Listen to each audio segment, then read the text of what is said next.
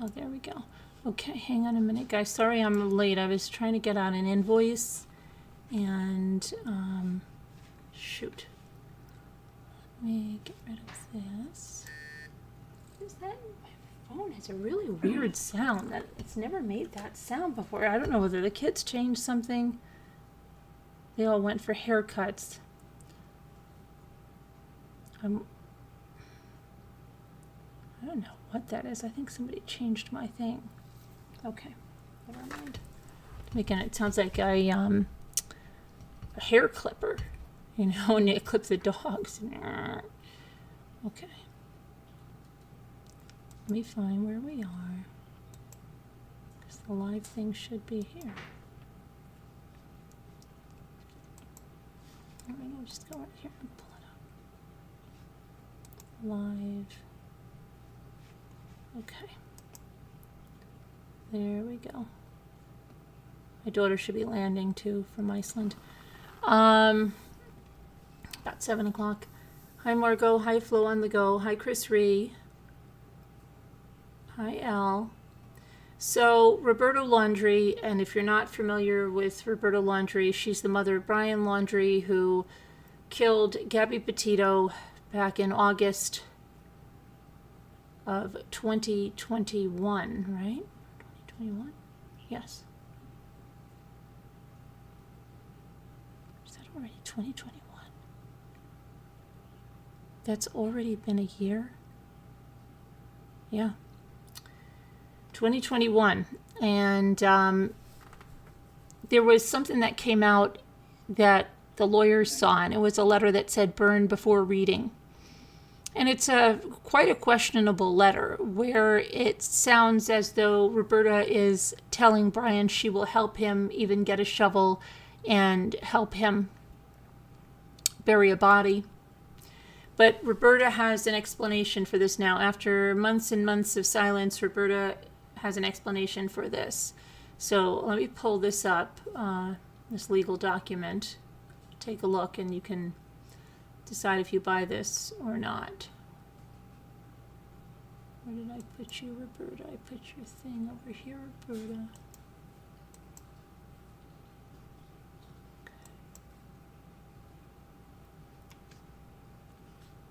Okay. So let me put this full screen. And I'll pull this over.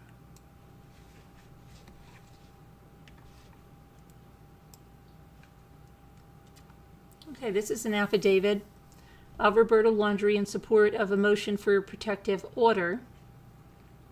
State of Florida, County of Sarasota, I, Roberta Laundrie, am a defendant in the above styled cause, and I do hereby swear or affirm that, 2, I fully understand the meaning of all of the terms of this affidavit. 3, I wrote the letter requested by plaintiffs, second request for production. 4, I wrote the letter to my son, Brian Laundrie, on or about the end of May 2021. So what she's saying here now is that she wrote this letter before they even embarked on their trip. Okay?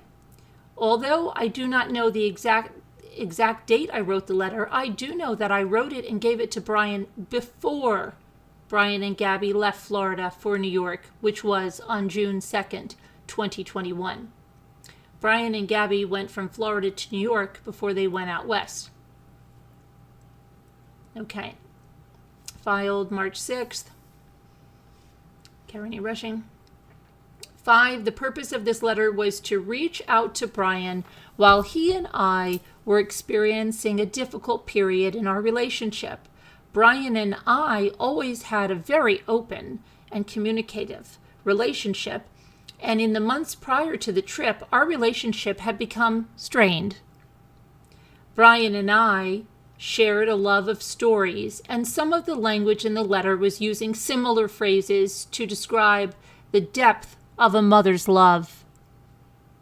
The 2 books that come to mind are The Runaway Bunny and Little Bear. Are you kidding me? The Runaway Bunny and Little Bear. These are very, very young children's books, like toddler age. Oh, yeah. Okay.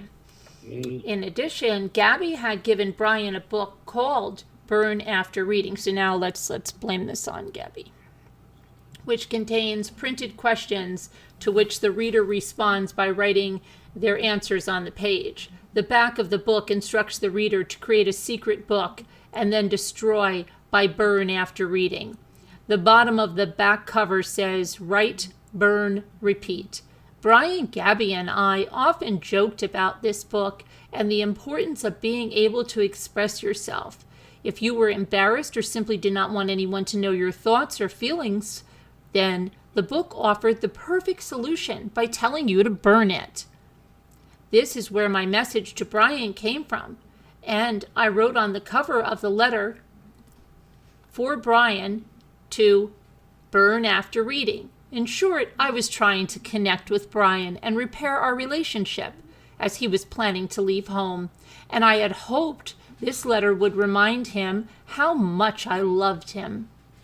There were some other phrases that I used in the letter which are not found in the books I shared with Brian as a child. However, these phrases were common enough in our circle of friends and family to describe who you could turn to in the most troubling times of your life. While I used words that seemed to have a connection with Brian's actions and his taking of Gabby's life, I never would have fathomed the events that unfolded months later between Brian and Gabby would reflect the words in my letter. The words in the letter could never have been a comment on that tragic situation as they were written so many months before.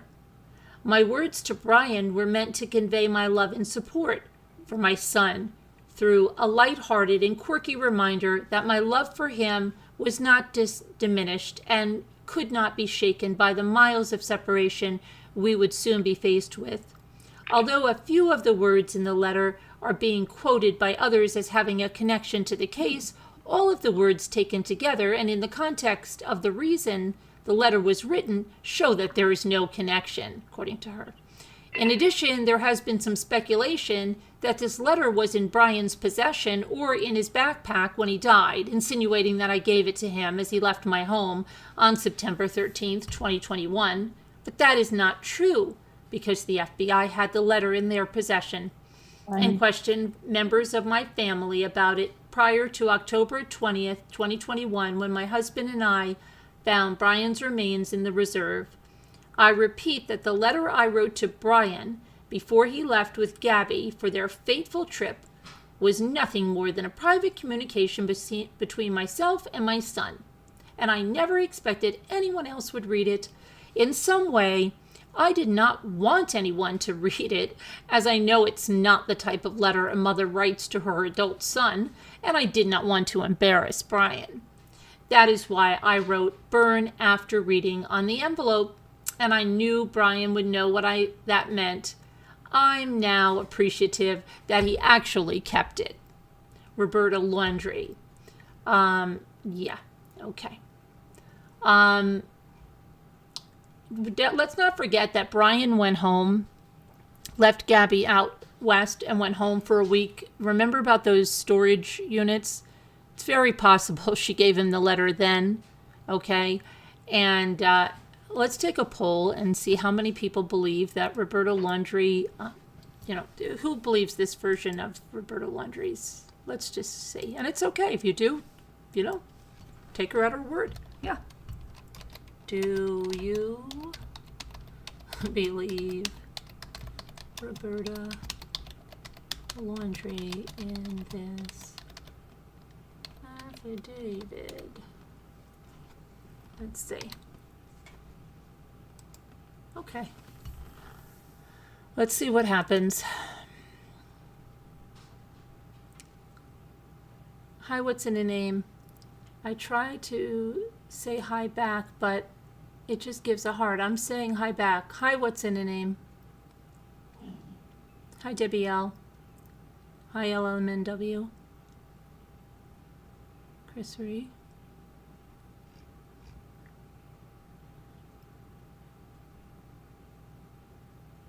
Let's see, so there are some people that believe 9, oh, it's dwindling. 9% so far believe Roberta, while 91% don't. Now,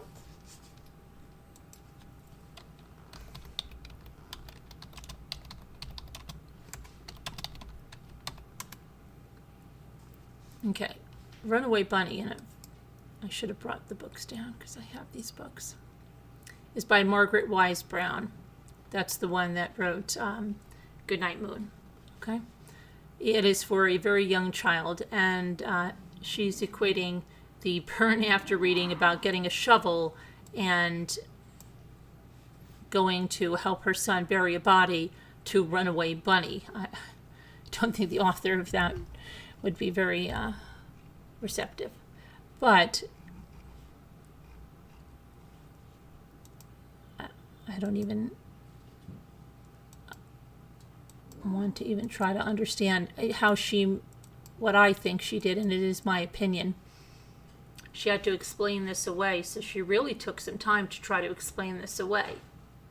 And actually looked for some books, and I don't even believe that burn after reading thing is true. Maybe she did buy him the book. Do we have proof of that? Who knows? But yeah. When did she give it to him? Could she give it to him in the campground? Could she give it to him when he was going back there right before he did murder her? We don't know. When did the FBI grab this? We're taking only Roberta at her word. Okay, maybe it wasn't in his backpack that he had when he died. Okay, maybe he left it at the house. Maybe she thought he was coming back. And, we don't know where that letter was exchanged. Maybe that letter was recovered in the van then when they seized the van. So we don't know. We won't know until this goes to court. But let me see what you guys say about... hang on. I'm in the wrong thing.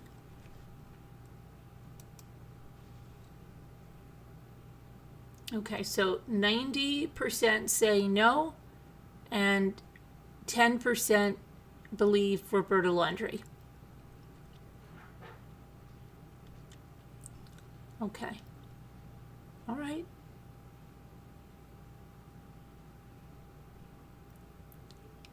Let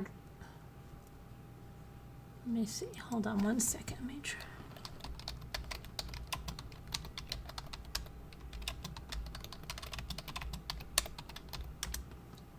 Trying to see one thing here.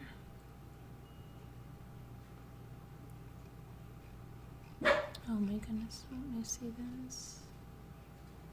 My computer is being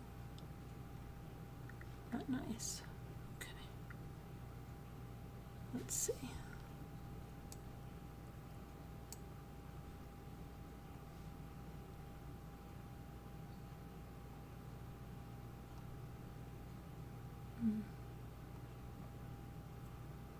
And let's see here. So her actual letter,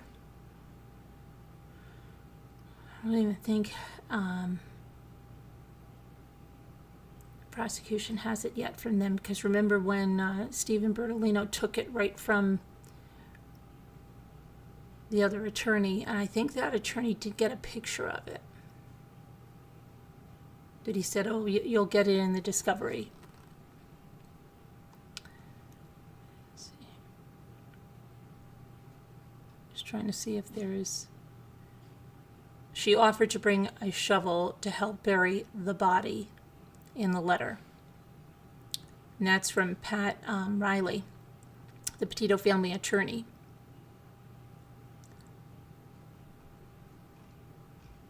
But the whole letter hasn't been released yet because, like I said, I don't even think they produced the letter, that he saw it quickly, and I think he might have gotten a picture of it. So let me just see something.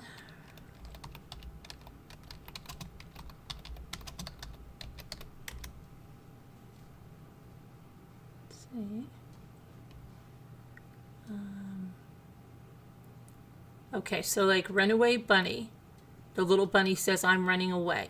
If you run away, said his mother, I will run after you, for you are my little bunny. Okay, yeah. Okay, Roberta. I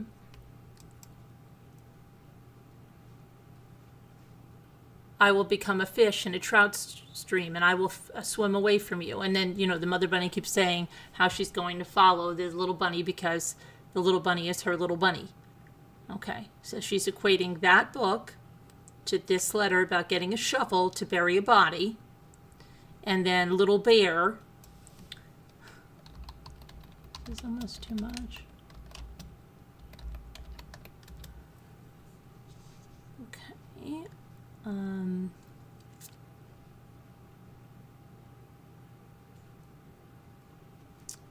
Okay, so here's Little Bear.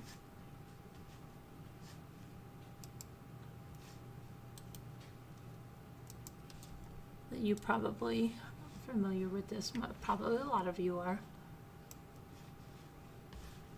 Maurice Sendak. And it's about the little bear and his mother, of course, so representing Roberta Laundrie. Okay. And let's see what it says about this book so we can see what they say. Meet Little Bear and meet Mother Bear. She is there whenever Little Bear needs her. When it is cold and snowy outside, she finds him the right outfit for him to play in. When he goes to the moon, she has a hot lunch waiting for him on his return, and of course she never forgets his birthday. Yeah, that really, very, it's very much like getting a shovel to go and bury the body. Yep. So she picked these, okay. I'm surprised she didn't say the one, I'll love you for always, I'll love you forever, as long as I'm living, my baby you'll be. I'm surprised she didn't pick that one. All right, so Roberta's explanation. Roberta's version. Okay, let's see if the poll changed at all. Oh, yeah, it dropped 8% now only, believe. Roberta, 92%, said no. She didn't come forth with any information, so she can forget this too, says Janae Ann. Janae Ann is not giving her a pass on this book. You don't believe it about Runaway Bunny and Little Bear? You're not believing that, Janae? Okay. Hi, Christy Love.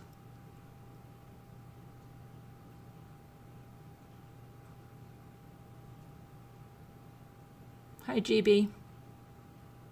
Hi, Teresa Glean. Hi, Susan Stackhouse.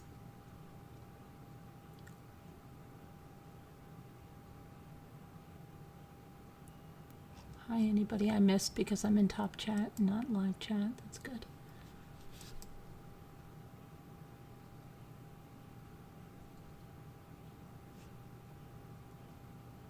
%8 believer. Are any of the 8% in here willing to come on and tell me why you think that this is the truth from her? Any of the 8%? Or write it in the chat. Just wondering.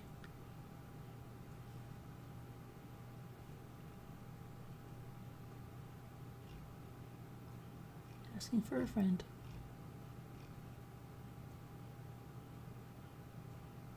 Two of those kidnapped people in Mexico were killed. That's the last I heard. It could be something different now. It's a shame. Let me see if there's another update on that.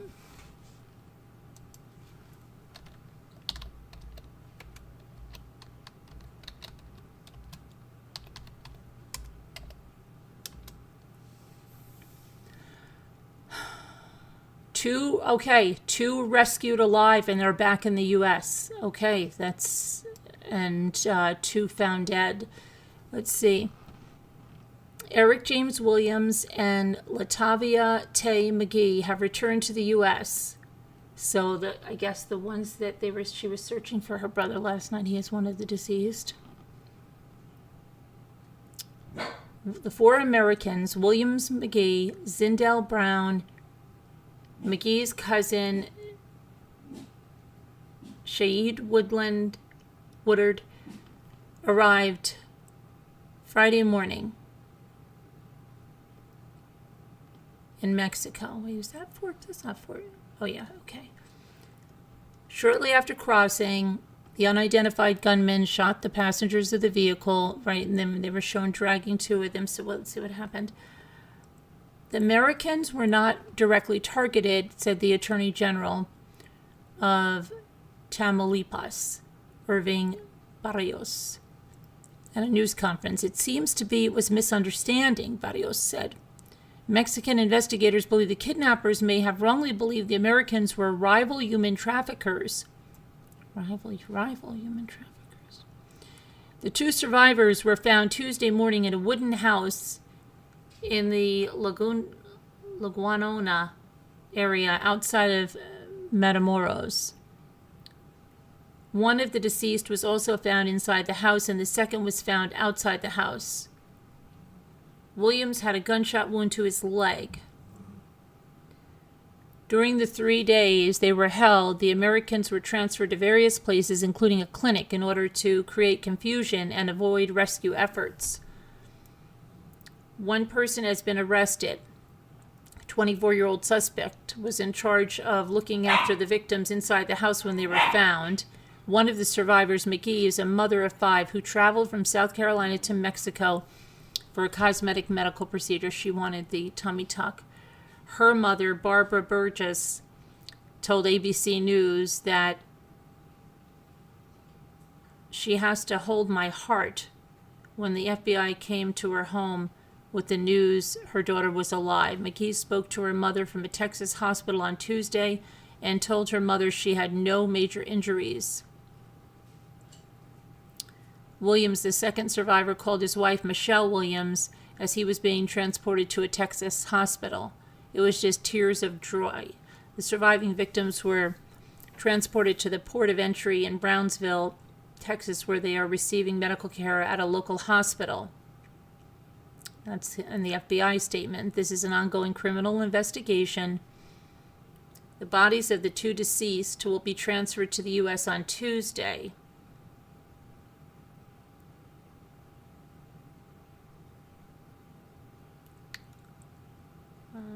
Let's see.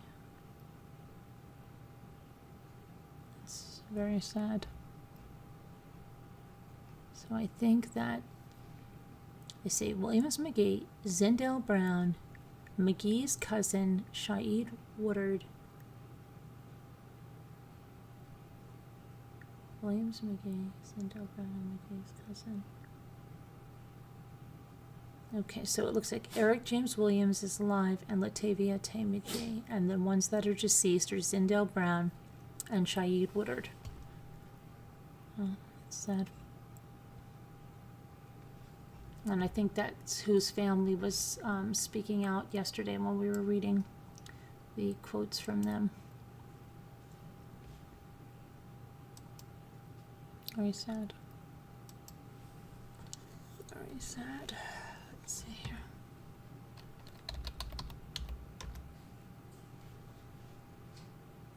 Oh, they found that dad. Now, is this a joke? It says no foul play suspected in the death of the missing dad who was found wrapped in plastic and carpet. Are you kidding?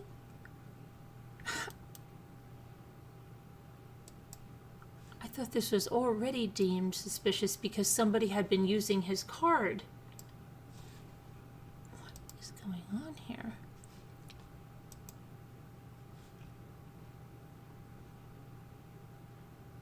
Georgia man who vanished last month was found dead in Louisiana on Monday. Nathan Millard, 42, last seen at a pub in Baton Rouge on February 23rd, was found 2 weeks later with his body wrapped in plastic and a carpet 3 miles away. His family said that investigators do not suspect foul play, as they believe Millard possibly suffered an accidental overdose and steps were taken to conceal his body. Oh, okay, they're admitting that someone concealed his body. An autopsy, which did not pinpoint a cause or manner of death, stated that Millard had no internal or external injuries.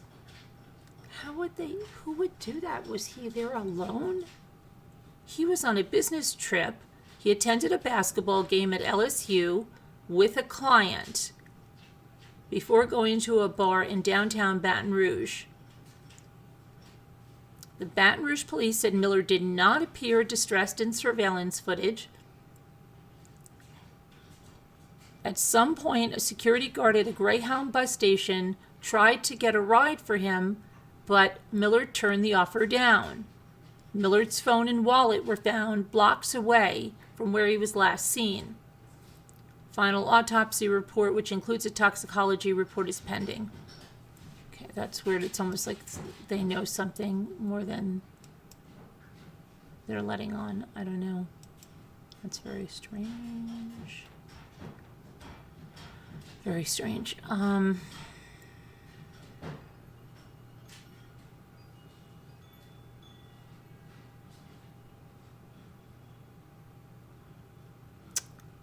Oh, what is this? Randy Murdaugh? Is he speaking out?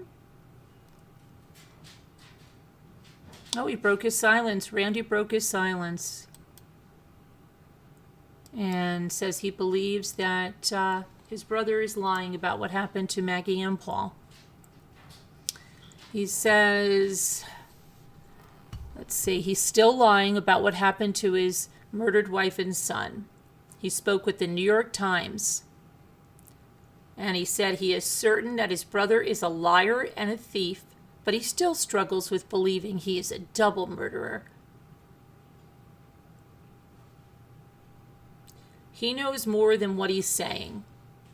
He's not telling the truth, in my opinion, about everything there. He said that 3 months after the murders, he and other law partners confronted Alex about missing funds from the firm. Alex allegedly admitted to stealing from them and his clients and blamed it on a painkiller addiction. Less than a day later, Alex allegedly had his ex-client, Eddie Smith, cousin Eddie, shoot him in the head in a botched suicide-for-hire plot. Randy also said that in the weeks following the murders, he called around to try to find out why Paul and Maggie were killed, which he says is something Alex never did. The New York Times stated that the rest of the Murdaugh family are supporting Buster, who is now without a father in addition to being without a mother and a brother. And Randy is currently representing some of Alex's former clients. Randy did not go to court every day, unlike other Murdaugh family members. Randy was in another courtroom advocating for a family Alex previously represented, which entailed going through the painstaking process of ensuring that they were not among his jailed brother's victims. I hope that after the trial, because there's nothing more that can be presented, that I'd stop thinking about this, he told the New York Times. But so far that has not been the case. Yeah, you're going to stop thinking about it? Good luck. Let's see. Let's see if the New York Times has anything else.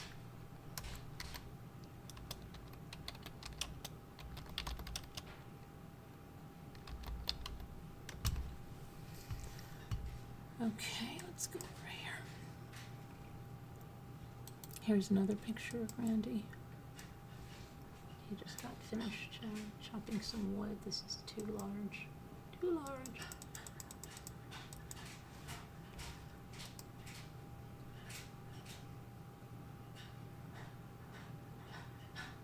Let's see.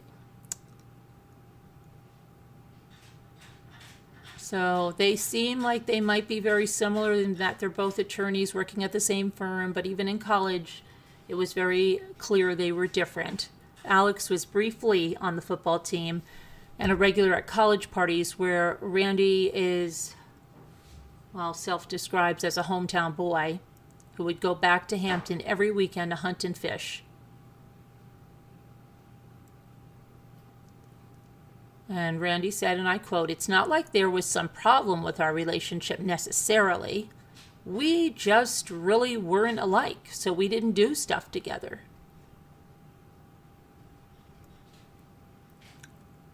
Let's see. When asked directly if he thought his brother carried out the murders, he said he still didn't know. As a lawyer, he said he respects the jury's verdict, but he finds it impossible to picture Alex, a man he's known for decades, as a protective, loving husband and father, actually pulling the trigger and inflicting that kind of carnage. But he did say, and I quote, "He knows more than what he's saying. He's not telling the truth, in my opinion, about everything there." He said that's been among the most painful issues to confront for his entire family. The not knowing is the worst thing there is.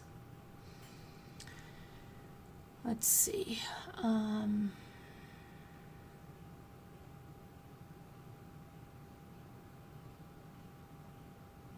So other members of the Murdaugh family,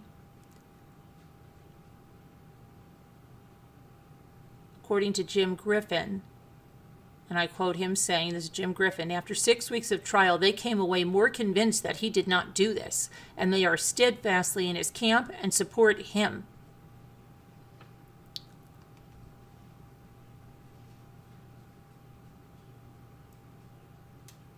Let's see if this is anything else.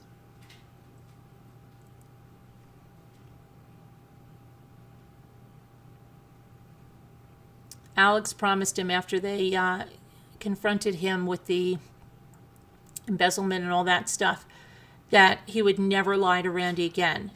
And Randy said it took him only about 24 hours for him to break that promise. When he told Randy that the police that he had been shot on the side of the road by an unknown assailant. In fact, the police later said Alex had asked someone to kill him, Cousin Eddie.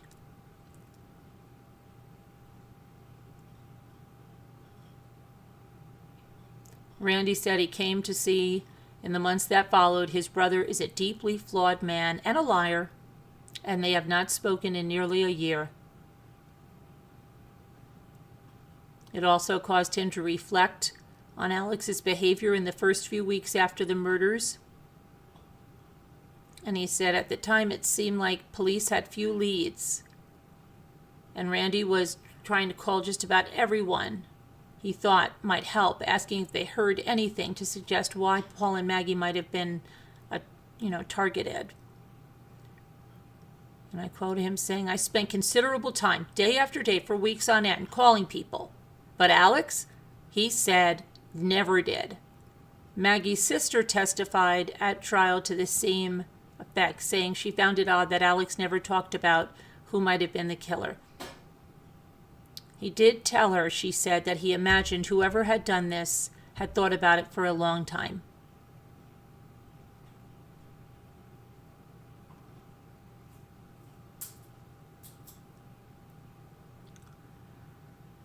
Randy's going to continue at the law firm, and he's taking on a few of his brother's former clients. He said, "Listen, I'm not him. I'm doing things the right way. Always have. I don't beat around the bush."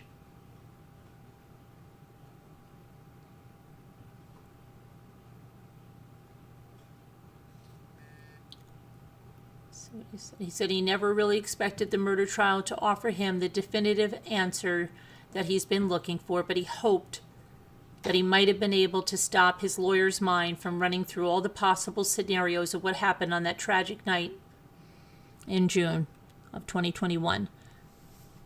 But that didn't happen.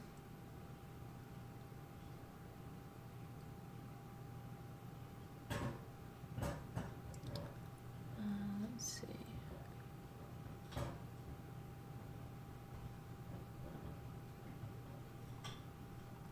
Oh, wow, that flavor. Did you hear about those Girl Scout cookies that, see, my daughter said it. She said, if anybody wants the raspberry rally, you better get it fast. They had a raspberry rally, which I think is kind of like a, I don't know, I'm almost thinking it was like a Pimm's. Well, they bought them out, and now they're hitting the resale market. Oh, wow. The cookie is considered sister to the Thin Mint. And I didn't get mine yet. My daughter's selling them, and I didn't get them yet. Now they're sold out. I'm not going to buy them on the aftermarket. I won't do it. All right. I think that's going to be it. My kiddos and hubby are going to be home. We're going to have dinner soon, so I'm going to sign off and see you guys later. Everybody, be good, and we'll see you later, all right? Adios. Thanks for coming in. Thanks for chatting. Thanks for being here. Thanks for watching. We'll see you later tonight with probably some more. Oh, I did watch the ice cream truck. I don't know. I'm really I watched it because I had to do stuff, but I'm really not getting into it. And I'm going to tell you, it's hey, video reel. Uh-oh, video reel, you lost your thingy. What was I going to say? The ice cream truck murders, very unprofessional attorneys. The judge said today he was going to declare a mistrial. It's a very, very, there's only like 6 people in the gallery. It's really, it almost looks like they're playing in a house, like a mock trial, maybe in some kind of a law class. You know, the judge even said, this comes from the first year of law school when you want somebody, you want to refresh their memory, and they're giving barbs to each other. It's really, it's bad. It's not, it's a joke. Right, Debbie L? It is. It's a joke of a trial. People going to the bathroom. There's only one bathroom for 15 jurors, so it's ridiculous.